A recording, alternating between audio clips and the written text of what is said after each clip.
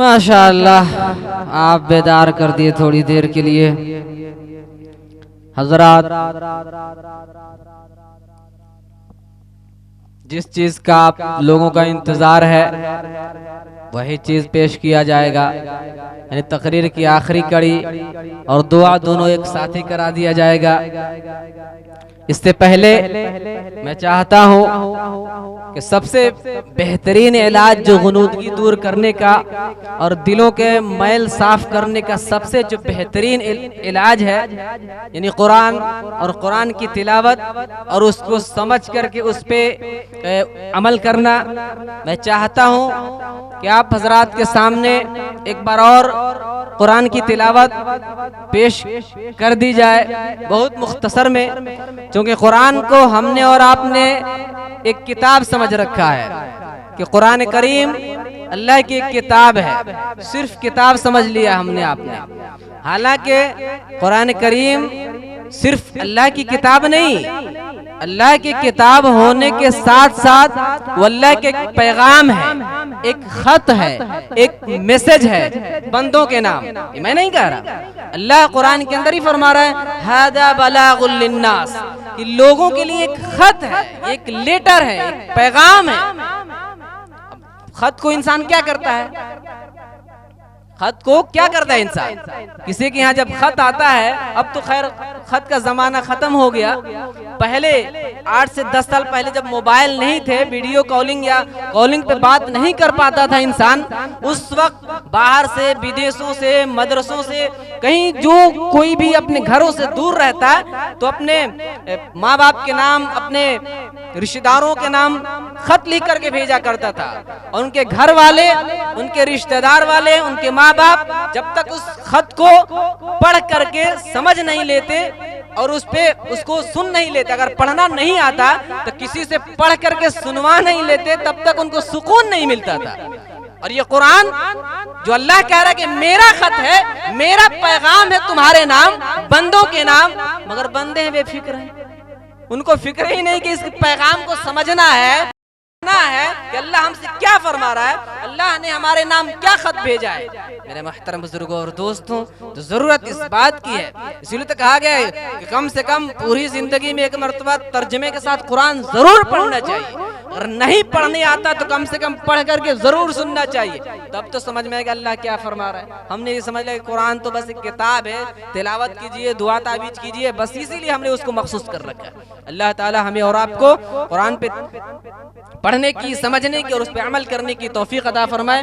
अब मैं इस शेर के साथ जनाब कारी फिरोज साहब को मदऊ कर रहा हूँ, एक छोटी सी सूरत आपके साथ तिलावत फरमाएंगे कि पढ़े जाओ कुरान को एक मखसूस लहजे में, पढ़े जाओ कुरान को एक मखसूस लहजे में, सफाई होती जाए कल्ब की हर एक लम्हे में। कारी फिरोज साहब आपके सामने।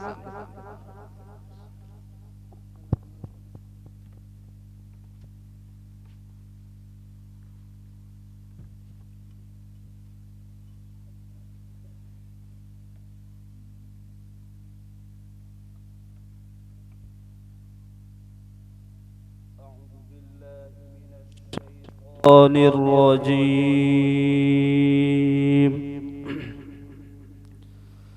بسم الله الرحمن الرحيم الله يا أيها الذين آمنوا اتقوا الله ولتنظر نفس ما قدمت لغد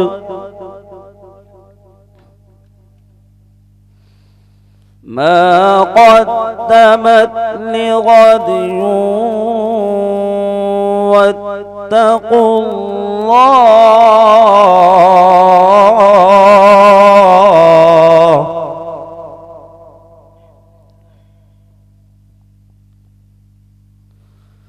إن الله خبير بما تعملون.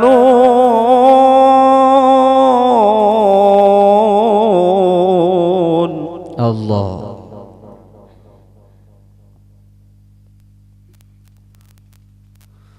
ولا تكونوا كالذين نسوا الله فأنساهم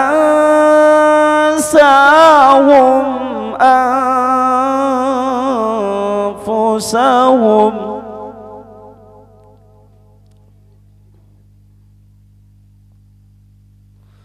أولئك هم الفاسقون.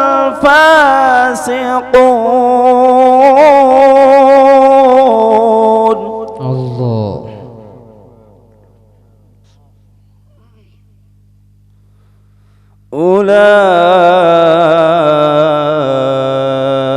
أولئك هم الفاسقون.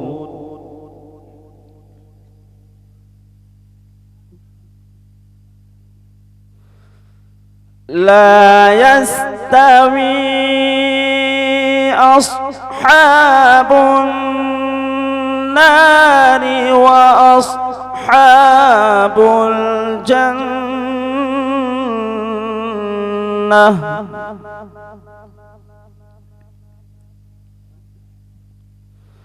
أصحاب الجنة هم الفائزون.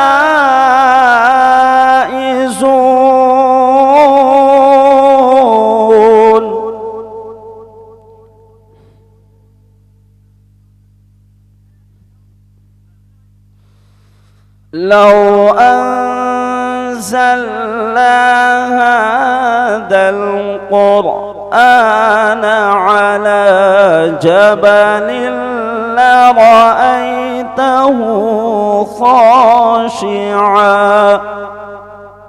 الله. خاشعا متصدعا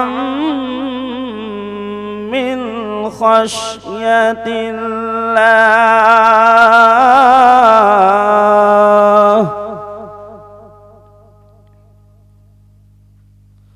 لو أنزلنا هذا القرآن على جبل لرأيته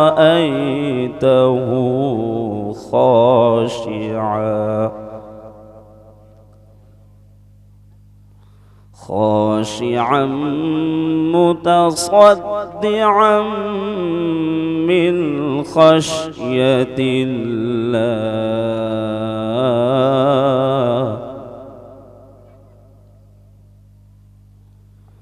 وتلك الأمثال نضربها للناس لعلهم يتفكرون.